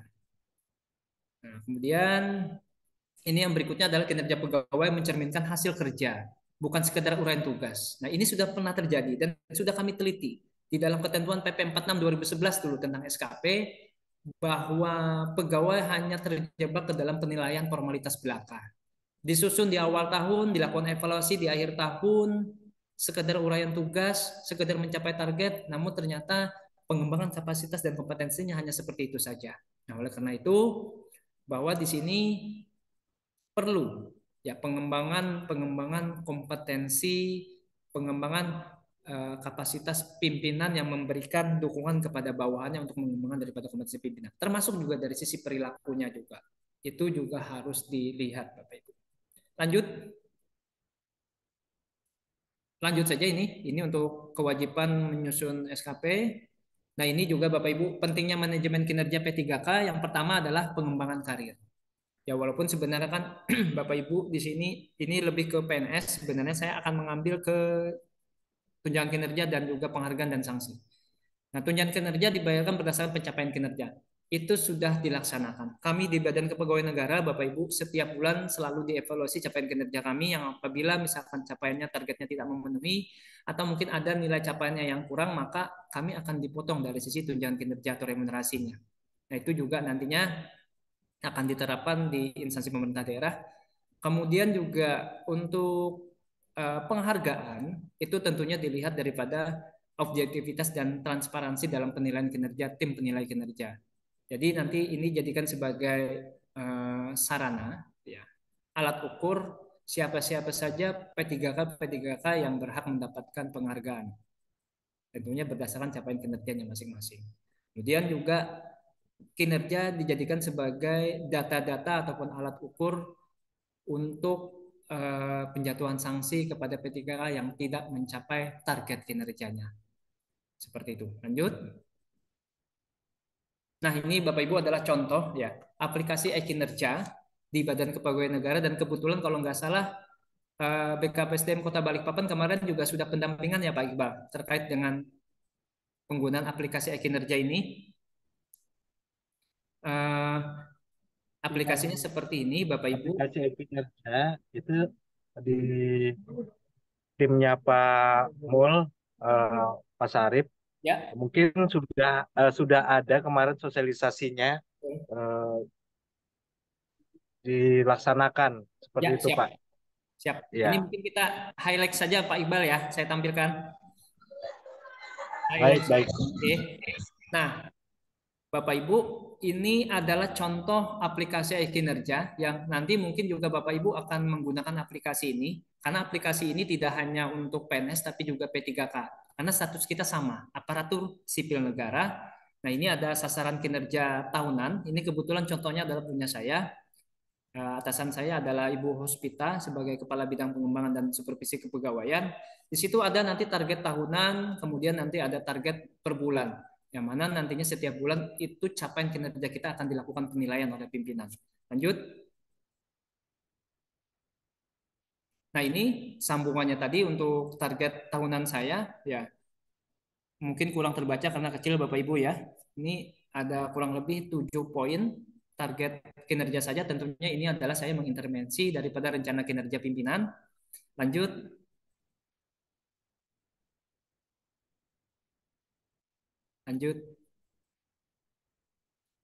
Nah, ini ada 9 untuk target kinerja tahunan saya, dan termasuk juga di sini ada target perilaku. Ya, perilaku itu dia di sini ada perilaku biasa, ada yang perilaku ekspektasi khusus pimpinan.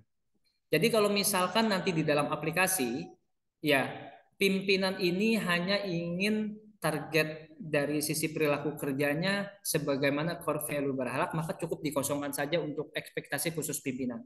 Tapi kalau misalkan pimpinannya di sini ingin menambah kembali ya ekspektasi khusus dari sisi perilakunya, maka pimpinan nanti akan menulis pada kolom ekspektasi khusus pimpinan. Misalkan sebagai contoh pada kolom berorientasi pelayanan di sini pimpinan melihat si pegawai A ini dia dalam memberikan pelayanan sudah bagus, namun dari sisi senyum sapa kepada para pelanggannya dia masih belum bisa menerapkan. Maka si pimpinan di sini dapat menambahkan perilaku kerja, ekspektasi khusus di situ sebagai contoh, misalkan dalam memberikan pelayanan kepada masyarakat harus dengan sikap senyum dan sapa. Maka itu bisa, itu namanya ekspektasi khusus pimpinan kepada seorang pegawai. Di samping dia harus memenuhi target kinerja core value berakhlak yang berorientasi layanan, non-akuntabel, kompeten, harmonis, loyal, adaptif, dan juga kolaboratif tersebut. Lanjut, ini highlight saja. Nah, di sini juga ada lampiran. Nah, lampiran inilah yang saya maksudkan tadi adalah sebagai sarana bargaining kita Bapak Ibu dengan pimpinan. Jadi dia ada dukungan sumber daya, kemudian juga di sini skema pertanggungjawaban, dan juga di sini ada konsekuensi. Nah, lampiran ini wajib diisi Bapak Ibu setiap di awal tahun. Karena kenapa? Ini dijadikan sebagai track record bahwa Bapak Ibu sudah melakukan bargaining, sudah melakukan tawar-menawar dengan pimpinan dalam proses pencapaian kinerja Bapak Ibu. Nah, lampiran itu contohnya dia bisa dari sisi SDM. Nah, ini contohnya saya. SDM yang diperlukan, satu orang analis SDM yang berkompeten. Kemudian sarana prasarana ruang kerja yang standar. Kemudian alat kerja, laptop, dan juga alat perekam suara untuk pelaksanaan wasda. Nah, karena ini tuntutan daripada tugas jabatan saya melaksanakan audit, maka kami kan biasanya ada melaksanakan selain audit reguler, kami juga melaksanakan audit investigatif. Maka kenapa kok Pak Sarip di situ malah minta alat perekam? Karena ketika kami melaksanakan investigasi dengan objek pengawasan, kami biasanya juga melakukan perekaman daripada suara, daripada narasumber yang telah kami laksanakan wawancari, dalam rangka mendukung pelancaran dan pencapaian target kinerja kami, pengawasan dan pengendalian. Kemudian juga di sini dari skema pertanggungjawaban itu biasanya lebih mengarah kepada bagaimana mekanisme pelaporan. Nah, di sini akan disepakati dengan pimpinan apakah pelaporan itu dilakukan per bulan, per triwulan, atau per semester, atau per tahun, seperti itu. Kemudian di sini ada konsekuensi. Nah, di dalam konsekuensi, di dalam Permenpan 6 tahun 2022, Bapak Ibu, ada konsekuensi positif dan juga konsekuensi negatif. Konsekuensi positif adalah apabila setiap target kinerja yang telah kita tetapkan, kita sepakati dengan pimpinan, itu dapat tercapai. Maka kita bisa meminta kepada pimpinan, apabila saya nih Pak, target kinerja saya tercapai sesuai ekspektasi Bapak, apa penghargaan, apa apresiasi yang diberikan oleh pimpinan kepada kita? Apakah sah kita minta seperti itu? Sah-sah saja Bapak Ibu. Karena di dalam Permenpan nomor 6 tahun 2022 itu fleksibel. Kita juga sudah memberikan melaksanakan kewajiban kita juga bisa menuntut hak kita dalam bentuk apresiasi kepada pimpinan. Nah, di situ juga ada juga yang namanya konsekuensi negatif. Jadi apabila dalam pelaksanaan tugas kita tidak sesuai ekspektasi pimpinan, maka kita akan bergaining dengan pimpinan. Apa yang harus dilakukan oleh pimpinan? Nah, biasanya pimpinan akan melakukan pembinaan kinerja, termasuk juga dalam hal konseling kinerja kepada bawahan yang tidak mencapai ekspektasi yang diharapkan oleh pimpinan. Oke, lanjut. Nah, ini contohnya. Ini edit profil. Ya, jadi sebelum menyusun SKP, saya akan mengedit siapa atasan saya, karena nanti jangan sampai atasan saya itu berbeda dengan definitif SK yang saya terima. Lanjut. Lanjut saja, ini highlight saja kepada Bapak Ibu. Bentuk aplikasinya seperti ini. Nah, ini adalah target kinerja bulanan. Kalau kami, Bapak Ibu, di Badan Kepegawaian Negara itu biasanya lintas bulan. Nah, lintas bulan itu maksudnya adalah dari tanggal 15 Oktober nanti ketemunya adalah dari tanggal 16 Oktober nanti ketemunya adalah 15 November, 1 bulan. Kenapa seperti itu di BKN? Karena kami untuk mensiasati penghitungan amtrahan tunjangan kinerja kami. Kalau misalkan kami buat 1 bulan dari tanggal 1 sampai dengan tanggal 30, maka kan teman-teman kita di bagian perencanaan dan keuangan perlu waktu untuk mengamprah capaian kinerja kita. Otomatis nanti untuk tunkin kami akan terlambat dapat. Makanya teman-teman di BKN Pusat itu berinisiasi untuk melakukan penilaian itu lintas bulan. Dari 16 Oktober ketemunya nanti 15 November. Artinya mereka di awal November, teman-teman di keuangan di pusat sudah melakukan amprah data-data kinerja kami, dijadikan sebagai dasar berapa tunkin yang akan kami dapat di bulan November 2023 contohnya, seperti itu. Nah, ini sebagai contoh ya, untuk kinerjanya dinilai oleh pimpinan saya periode Januari sampai 15 Januari 2023 itu sesuai, perilakunya juga sesuai, maka nilai SKP-nya adalah baik. Kalau misalkan pimpinan menilai di atas ekspektasi, kemudian perilakunya sesuai, maka nilainya juga nanti di situ akan menyesuaikan. Dia akan otomatis mengkalkulasikan di dalam aplikasi ini. Lanjut. Nah, ini periodenya. Nah, ini contoh pengisian evidennya setiap bulan. Dia dalam bentuk Google Drive nanti biasanya seperti itu. Lanjut. Nah, ini contohnya. Ya. Lanjut saja, Pak. Ini highlight saja nanti mungkin. Nah, akhirnya keterima kasih. Ya, mungkin itu Bapak Ibu slide yang dapat saya sampaikan.